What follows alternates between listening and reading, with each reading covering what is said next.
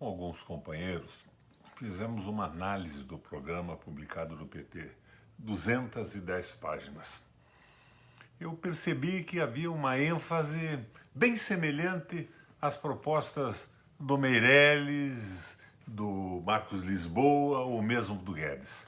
Tudo centrado na estabilidade macroeconômica. Eu fiz uma crítica.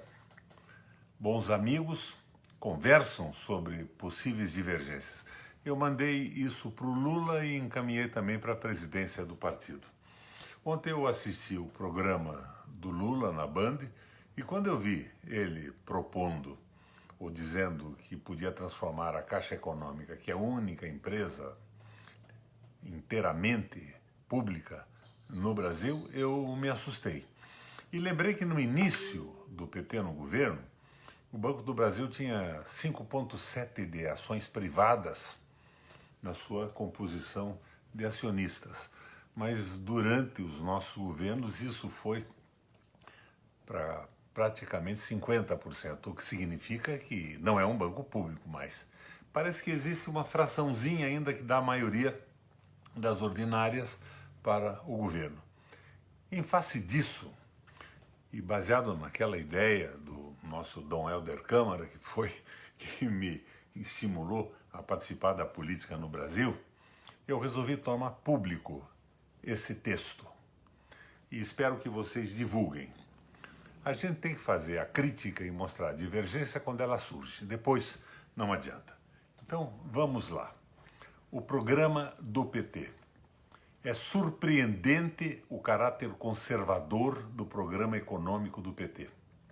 Contra tudo que está acontecendo no mundo, ele tem como âncora explícita o equilíbrio macroeconômico. Como se a igualdade entre despesas e receitas públicas fosse o santo grau da economia política. Ao contrário do que estabelece essa visão, desequilíbrio macroeconômico é o padrão universal no mundo atual e receita keynesiana permanente para economias em recessão. Isto mais do que justifica, pois, se a economia está em recessão, o desequilíbrio macroeconômico, pelo lado do aumento das despesas públicas acima da receita, pode financiar a economia, sem inflação, até o esgotamento da capacidade ociosa, e enquanto houver demanda inferior à oferta. É o que fazem, apenas para citar dois exemplos paradigmáticos, os Estados Unidos e a China. Se agregarmos isso a um planejamento econômico estratégico, garantimos um horizonte de prosperidade no país.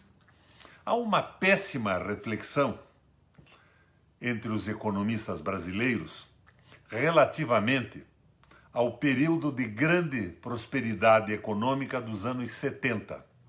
A chave da expansão foi o gasto público. O processo resultou em inflação porque os liberais forçaram a retirada do controle de preços, CIP, soltando as rédeas da inflação. O que se faz hoje, com toda clareza, com o chamado teto orçamentário, filiado ao conceito do equilíbrio macroeconômico, leva o Brasil para além do suicídio em que já se encontra, para muito além. A pergunta que se faz relativamente ao tema é a seguinte: por que mesmo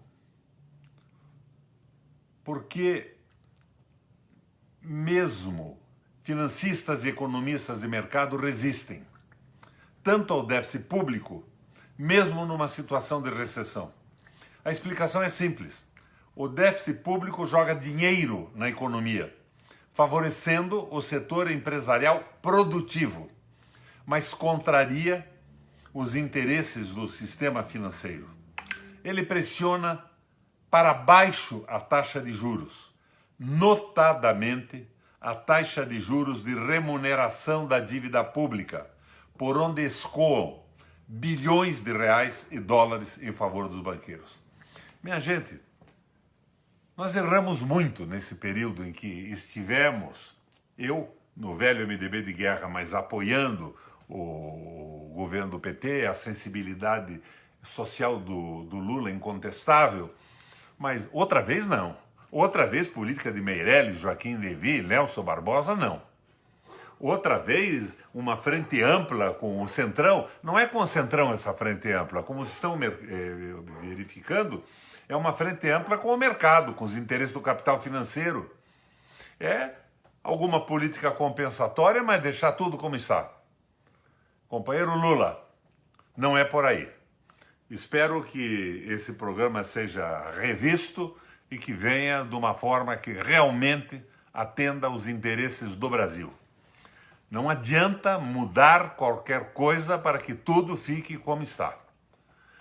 Que os erros que cometemos sejam entendidos como experiência e que a nossa nova prática seja o critério da verdade.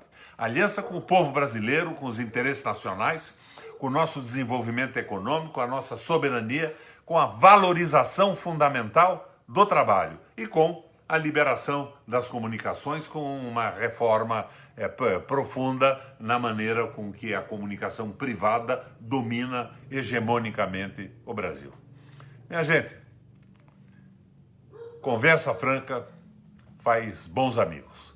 Você sabe de que lado estou, de que lado tenho estado, mas eu não podia deixar, nesse momento em que fico espantado com a proposta de privatização da Caixa Econômica, deixar de colocar estas ideias.